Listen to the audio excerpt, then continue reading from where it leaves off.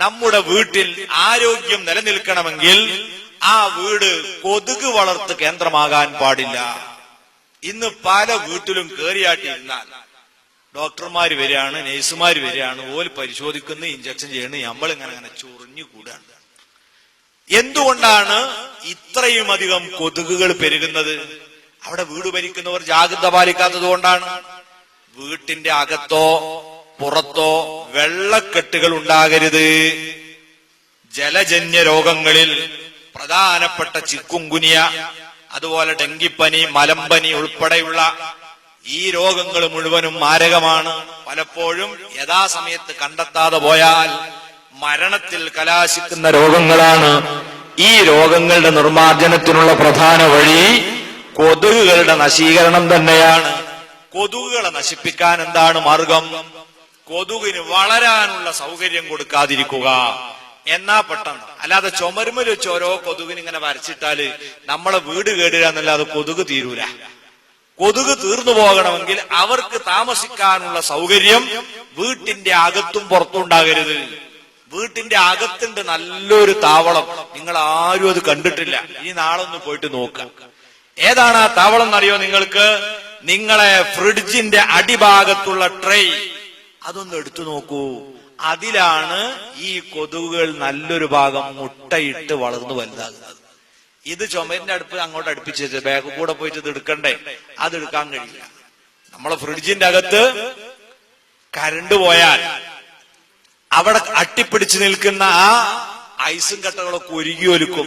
അതിന് ചെന്ന് നിൽക്കാൻ വേണ്ടിയാണ് ആ ബാക്കിൽ പാത്രം വെച്ചത്. അത് നിറയുമ്പോൾ നമ്മൾ എടുത്തു മാറ്റി കൊടുക്കണം. പക്ഷെ അതാരും എടുത്തു നോക്കില്ല. അവിടെയാണ് നല്ലൊരു ഭാഗം കൊതുകുകൾ വളരുന്നത്. വാതിലൊക്കെ അടച്ച് ജനാലൊക്കെ അടച്ചിട്ടുണ്ട്. പിന്നെന്താ ഈ നേരത്തെ ഇവിടെ ഒരു കൊതു? ഇവരകത്തുള്ളവരാ, അത് പുറത്തുനിന്ന് വരുന്നതല്ല. അപ്പൊ വീട്ടിന്റെ ഉള്ളിലുള്ള ഈ താവളം ഒരു 3 ദിവസം കൂടുമ്പോഴെങ്കിലും ആ ട്രെയിലെ വെള്ളം എടുത്ത് മാറ്റണം. ഇതുപോലെ നിങ്ങൾക്കൊരു പക്ഷെ കണ്ടാൽ കൊതുക് വളർത്ത് കേന്ദ്രാന്ന് തോന്നൂല. വീടിന്റെ മുൻവശത്ത് വെച്ച പൂച്ചട്ടിയാണ്. ആ പൂച്ചട്ടിയിൽ വെള്ളം കെട്ടി നിൽക്കുന്നുണ്ടെങ്കിൽ അതിൽ നിന്ന് കൊതുക് മുട്ടയിട്ട് വളർന്ന് വികസിക്കും. ഇതുപോലെ പറമ്പിലുള്ള പ്ലാസ്റ്റിക് കവറുകൾ, കുപ്പികൾ, തൊണ്ടുകൾ, അതുപോലെ തന്നെ നമ്മൾ ഭക്ഷണം കഴിച്ച് വലിച്ചെറിയുന്ന പ്ലേറ്റുകൾ, കുപ്പിച്ചില്ലുകൾ ഇത്യാദി വസ്തുക്കളിലൊക്കെ വെള്ളം കെട്ടി നിന്നാൽ അതിലൊക്കെ കൊതുകുകൾ മുട്ടയിട്ട് പെരുകും.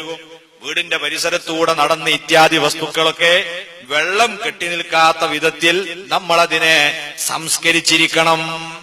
എന്നാൽ നമ്മളെ വീട്ടിൽ കൊതുകിന്റെ ശല്യമുണ്ടാകൂല, രോഗങ്ങൾക്ക് വളരെ കുറവുണ്ടാകും. ഇതുപോലെ മൃഗങ്ങളെ വളർത്തുന്നവരുണ്ടെങ്കിൽ അതിന്റെ ആര കുഴി ഉണ്ടാകും, വളം കെട്ടി നിൽക്കുന്നത്. അതിൽ വെള്ളം കെട്ടിയെന്ന് അതിൽ നല്ലൊരു വിഭാഗം കൊതുകുകൾ ഉണ്ടാവും. അവിടെ എന്ത് ചെയ്യണം? മണ്ണെണ്ണ പോലുള്ള ലായനി അതിലൊഴിച്ച് കൊതുകിന്റെ മുട്ട നശിപ്പിക്കണം. ഇതുപോലെ വീടിന്റെ മുകൾ ഭാഗത്ത് പലരും ആണുങ്ങളില്ലാത്ത വരെയാണെങ്കിൽ കയറി നോക്കലെന്നല്ല, അതിങ്ങനെ അവിടെ ഇങ്ങനെ നിറഞ്ഞിട്ട് വീട് ചോർന്നൊലിക്കുമ്പോഴാണ് വിവരറിയാം. കാരണം വെള്ളം പോകുന്നില്ല എങ്ങോട്ടും, അതൊക്കെ അടഞ്ഞിടക്കാണ്, വെള്ളം കെട്ടി നിൽക്കാണ്. അവിടെയാണ് ഇവരുടെ പ്രധാനപ്പെട്ട താവളം. ആരും വരാത്ത സ്ഥലം, മഴക്കാലത്ത് പ്രത്യേകിച്ചും. അവിടെ നിന്ന് വളർന്നിട്ട് അവരുള്ളിലേക്ക് കടന്നു വരും മോന്തിയാവുമ്പോൾ. ഇത്തരം കേന്ദ്രങ്ങളൊക്കെ നമ്മൾ വളരെയധികം ശ്രദ്ധിച്ചുകൊണ്ട് വീടിന്റെ അകത്തും പരിസരത്തും ഒക്കെ ആരോഗ്യകരമായ ഒരു അന്തരീക്ഷം ഉണ്ടാക്കുക. ഇതാണ് വീട് ഭരണത്തിൽ പ്രധാനമായും ഉമ്മമാര് ശ്രദ്ധിച്ചിരിക്കേണ്ട പ്രധാന